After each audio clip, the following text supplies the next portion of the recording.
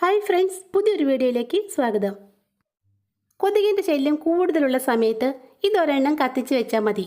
പുറമേ നിന്നും ഒരൊറ്റ കൊതുക് പോലും നമ്മുടെ വീടിനകത്തേക്ക് പ്രവേശിക്കില്ല. അതുമാത്രമല്ല, നമ്മുടെ വീടിനകത്ത് കട്ടിലിനടിയിലും കട്ടന് പിറകിലേക്ക് ഒളിച്ചിരിക്കുന്ന കൊതുകുകളെല്ലാം നിമിഷ നേരം കൊണ്ട് പുറത്തേക്ക് പോവുകയും ചെയ്യും. ഇതൊരെണ്ണം ഉണ്ടെങ്കിൽ ഒരു മാസത്തേക്ക് കൊതുകിനെ തുരത്തി ഓടിക്കാൻ നമുക്ക് വേറെ ഒന്നും തേടേണ്ട ആവശ്യമേ വരുന്നില്ല. കൊതുകിനെ തുരത്തി ഓടിക്കാൻ മാത്രമല്ല കേട്ടോ, നമ്മുടെ വീടിനകത്തും പരിസരത്തൊക്കെ ശല്യക്കാരായ എലി, പല്ലി, പാറ്റ എന്നിവയെ കൂടി അകറ്റി നിർത്താനുള്ള അടിപൊളി ടിപ്സാണ് ഇന്നത്തെ വീഡിയോയിൽ ഉൾപ്പെടുത്തിയിരിക്കുന്നത്. ശല്യക്കാരായ എലികളെയും പെരിച്ചാഴികളെയും കൂട്ടത്തോടെ ഓടിക്കാനുള്ളതാണ് നമ്മുടെ ഫസ്റ്റ് ടിപ്പ്. അതിനുവേണ്ടി ഞാനിവിടെ ഒരു മെഴുകുതിരി എടുത്തിട്ടുണ്ട്. ഈ മെഴുകുതിരിയുടെ കുറച്ച് ഭാഗം നമുക്കൊരു പാത്രത്തിലേക്ക് പൊടിയായിട്ടൊന്ന് ചീകിയിട്ട് കൊടുക്കാം. ഇതുപോലെ പൊടിയായിട്ട് അരിഞ്ഞതിന് ശേഷം നമ്മുടെ കൈ വെച്ച് നന്നായിട്ടൊന്ന് ഞെരടി പൊടിച്ചെടുക്കണം. പൊടിച്ച മെഴുകുതിരിയിലേക്ക് ഒരല്പം സോപ്പ് കൂടി നമുക്ക് ഇതുപോലെ തന്നെ പൊടിയായിട്ട് അരിഞ്ഞിട്ട് കൊടുക്കാം. മെഴുകുതിരി പൊടിച്ചത് 1 സ്പൂൺ അളവിലാണ് നമ്മളിവിടെ എടുത്തിട്ടുള്ളത്. അപ്പോൾ അതേ അളവിന് തന്നെ സോപ്പ് പൊടിച്ചത് കൂടി നമുക്കിതിലേക്ക് ചേർത്ത് കൊടുക്കണം. കുളിക്കുന്ന സോപ്പ്, അതായത് നല്ല മണമുള്ള സോപ്പാണ് എലികൾക്ക് ഏറ്റവും കൂടുതൽ ഇഷ്ടം. കുളിക്കുന്ന സോപ്പൊക്കെ പുറത്ത് എവിടെയെങ്കിലും വെച്ചിരുന്ന എലികൾ അതിൻ്റെ മണം പിടിച്ചു വന്ന് എടുത്തുകൊണ്ട് പോകാറില്ലേ? എലികൾക്ക് ഒത്തിരി ഇഷ്ടമാണ് കുളിക്കുന്ന സോപ്പിൻ്റെ മണം. ഞാനിവിടെ 1 സ്പൂൺ അളവിൽ സോപ്പ് ചീകിയിട്ട് കൊടുത്തിട്ടുണ്ട്. ഇനി നമ്മുടെ സോപ്പും മെഴുകുതിരിയും കൂടി കൈകൊണ്ട് നന്നായിട്ടൊന്ന് ഞെരടി പൊടിച്ചെടുക്കണം. ഇനി ഇതിലേക്ക് 1 സ്പൂൺ കടലമാവാണ് ഞാൻ ചേർത്ത് കൊടുക്കുന്നത്. നിങ്ങളുടെ കയ്യിൽ കടലമാവില്ലെങ്കിൽ 1 സ്പൂൺ ഗോതമ്പ് പൊടി ചേർത്താലും മതി. എലികളെയും പെരിച്ചാഴികളെയും നമ്മുടെ മിക്സിലേക്കൊന്ന് ആകർഷിക്കുന്നതിന് വേണ്ടി ഒരു ബിസ്ക്കറ്റ് പൊടിച്ചത് കൂടി നമുക്കിതിലേക്കൊന്ന് ചേർത്ത് കൊടുക്കാം. ഇനി ഇതെല്ലാം കൂടി നന്നായിട്ടൊന്ന് കുഴച്ചെടുക്കണം.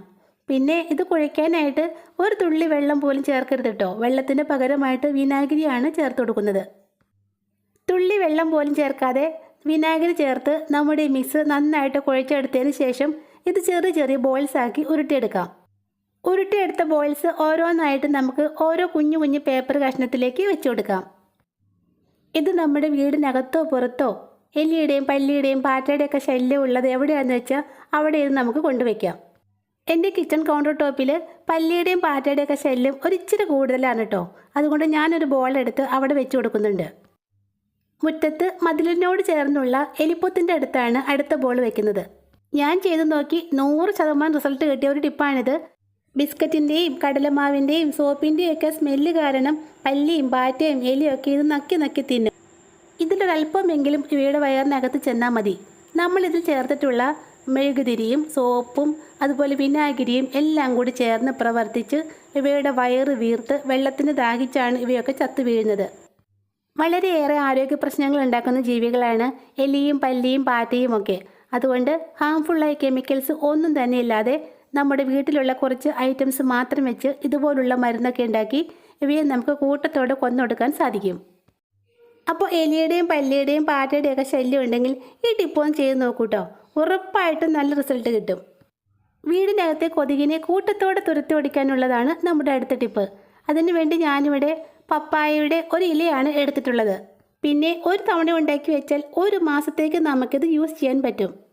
കൊതുകിനെയും ഈച്ചയെയും അതുപോലെ തന്നെ നമ്മുടെ കിച്ചണിലൊക്കെ കാണപ്പെടുന്ന കുഞ്ഞു പൊടിയീച്ചകളില്ലേ, അതിനെയൊക്കെ തുരത്തി ഓടിക്കാൻ നല്ലൊരു മരുന്നാണ് നമ്മുടെ പപ്പായയുടെ ഇലകൾ.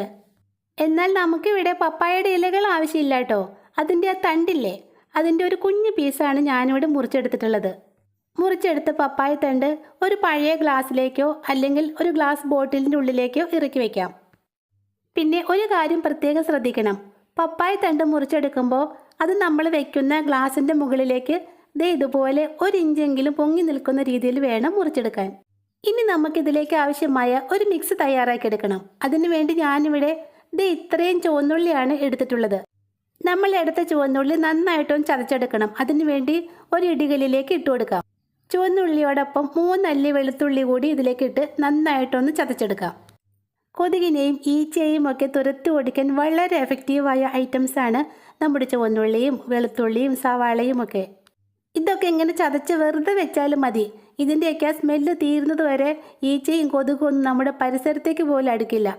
നന്നായിട്ട് ചതച്ചെടുത്ത ചുവന്നുള്ളിയും വെളുത്തുള്ളിയും നമുക്കൊരു സൈഡിലേക്ക് മാറ്റി വയ്ക്കാം. ഒരു ചീനച്ചട്ടി സ്റ്റവിലേക്ക് വെച്ചതിന് ശേഷം നമുക്കിതിലേക്ക് കുറച്ച് ഓയിൽ ഒഴിച്ചു കൊടുക്കാം. വെളിച്ചെണ്ണയോ നല്ലെണ്ണയോ ഏത് വേണേലും എടുക്കാം കേട്ടോ. ഞാനിവിടെ വെളിച്ചെണ്ണയാണ് എടുക്കുന്നത്. ഒരാഴ്ചത്തേക്ക് വേണ്ട മിക്സാണ് ഞാനിവിടെ തയ്യാറാക്കിയെടുക്കുന്നത്. അതിനായിട്ടുള്ള എണ്ണയാണ് ഞാനിവിടെ ഒഴിച്ചു കൊടുത്തത്. നിങ്ങൾക്ക് എത്ര നാളത്തേക്കാണ് വേണ്ടതെന്ന് വെച്ചാൽ അതിനനുസരിച്ചുള്ള ഓയിൽ വേണം ഒഴിച്ചു കൊടുക്കാൻ. എണ്ണ നന്നായിട്ട് ചൂടായി വരുമ്പോൾ നമ്മൾ ചതച്ച് വെച്ചേക്കുന്ന ഉള്ളി ഇതിലേക്ക് ഇട്ട് കൊടുക്കാം. കൊതുക്, ഈച്ച, പല്ലി, പാറ്റ എന്നിവയെ തുരത്തി ഓടിക്കാൻ വളരെ നല്ലൊരു മരുന്നാണ് നമ്മുടെ ആര്യവേപ്പില. 2 തണ്ട് ആര്യവേപ്പില ഇതുപോലെ ഒന്ന് ഉതിർത്ത് നമുക്ക് ഈ എണ്ണയിലേക്ക് ഒന്ന് ഇട്ട് കൊടുക്കാം. ഇനി ഇതെല്ലാം കൂടി നന്നായിട്ടൊന്ന് വറുത്തെടുക്കണം. പിന്നെ മീഡിയം ഫ്ലെയിമിലിട്ട് കരിഞ്ഞു പോകാതെ വേണം നമ്മുടെ മിക്സ് വറുത്തെടുക്കാൻ. ഇത് കരിഞ്ഞു പോയാൽ ഇതിൻ്റെ സ്മെല്ലും കാര്യങ്ങളൊക്കെ പോവും. അങ്ങനെ ഇതിനൊരു ഗുണവും ഉണ്ടാവില്ല. ഇതിങ്ങനെ എണ്ണയിൽ കിടന്ന് വറുത്ത് പാകമായി വരുമ്പോൾ തന്നെ നല്ലൊരു സ്മെല്ലാണ് കേട്ടോ ഇവിടെ നിറയെ. വെളുത്തുള്ളിയുടെയും ചുവന്നുള്ളിയുടെയും നമ്മുടെ ആര്യവേപ്പിലയുടെയൊക്കെ സ്മെല്ല് ചേർന്ന് നല്ലൊരു സ്മെല്ല്. ഇതിൻ്റെ സ്മെല്ല് ഈച്ച, കൊതുക് എന്നിവയെ നമ്മുടെ പരിസരത്തേക്ക് പോലും അടുപ്പിക്കില്ല. നമ്മുടെ ചുവന്നുള്ളിയും വെളുത്തുള്ളിയും ആര്യവേപ്പിലയൊക്കെ ചെറുതീയിലിട്ട് ഞാനിവിടെ നന്നായിട്ടൊന്ന് റോസ്റ്റ് ചെയ്തെടുത്തിട്ടുണ്ട്. ഇത് നമുക്ക് സ്റ്റവിൽ നിന്നും ഇത് പെട്ടെന്ന് തന്നെ മാറ്റി വയ്ക്കാം, ഇല്ലെങ്കിൽ കരിഞ്ഞു പോകും. ഇത് നന്നായിട്ടൊന്ന് തണുത്തതിന് ശേഷം ഒരു സ്പൂൺ കൊണ്ട് ഇതുപോലെ ഒന്ന് പ്രസ് ചെയ്ത് നമ്മുടെ വെളുത്തുള്ളിയും ചുവന്നുള്ളിയും ആര്യവേപ്പിലയൊക്കെ നന്നായിട്ടൊന്ന് പൊടിച്ചെടുക്കണം. ഉള്ളിയുടെയും ആര്യവേപ്പിലയുടെയൊക്കെ സത്ത് നമ്മുടെ വെളിച്ചെണ്ണയിലേക്ക് നന്നായിട്ടൊന്ന് ഇറങ്ങുന്നതിന് വേണ്ടിയാണ് ഇങ്ങനെ പൊടിച്ചു കൊടുക്കുന്നത്. 2 കട്ട കർപ്പൂരം കൂടി നമുക്കിതിലേക്കൊന്ന് പൊടിച്ചിട്ട് കൊടുക്കാം. കൊതുക്, ഈച്ച എന്നിവയെ തുരത്തി ഓടിക്കാൻ മാത്രമല്ല കേട്ടോ, നമ്മുടെ വീടിനകത്ത് നല്ലൊരു പോസിറ്റിവിറ്റി നിറയ്ക്കാനും കഴിവുള്ള ഒന്നാണ് കർപ്പൂരം. കർപ്പൂരം പൊടിച്ചിട്ടതിന് ശേഷം എല്ലാം കൂടി നന്നായിട്ടൊന്ന് ഇളക്കി മിക്സാക്കി എടുക്കണം. ഇതെല്ലാം കൂടി ചേർത്ത് ഇങ്ങനെ മിക്സാക്കി എടുക്കുമ്പോൾ നല്ലൊരു സ്മെല്ലാണ് കേട്ടോ ഇവിടെ നിറയെ.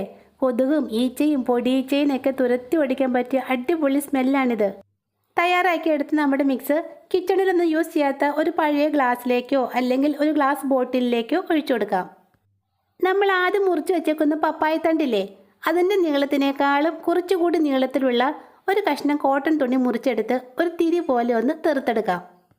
തിരി നമുക്ക് ഉള്ളി വറുത്ത ചീനച്ചട്ടിയിലേക്ക് ഇട്ടൊന്ന് തൂത്തെടുക്കാം. അതിലുള്ള എണ്ണ കൂടി നമ്മുടെ തിരിയിലേക്ക് പറ്റിപ്പിടിച്ചോളും. എണ്ണയിൽ മുക്കിയെടുത്ത തിരി നന്നായിട്ടൊന്ന് പിഴിഞ്ഞെടുക്കണം. അതിനുശേഷം നമ്മൾ എടുത്ത് വെച്ചേക്കുന്ന പപ്പായ തണ്ടിനുള്ളിലേക്ക് ഇട്ട് കൊടുക്കാം. പിന്നെ തിരി എടുക്കുമ്പോൾ ഒരു കാര്യം പ്രത്യേകം ശ്രദ്ധിക്കണം. നമ്മുടെ പപ്പായ തണ്ടിൻ്റെ വലുപ്പം അനുസരിച്ച് അതിനുള്ളിൽ ഫിറ്റ് ആവുന്ന തരത്തിലുള്ള തിരി വേണം എടുക്കാൻ.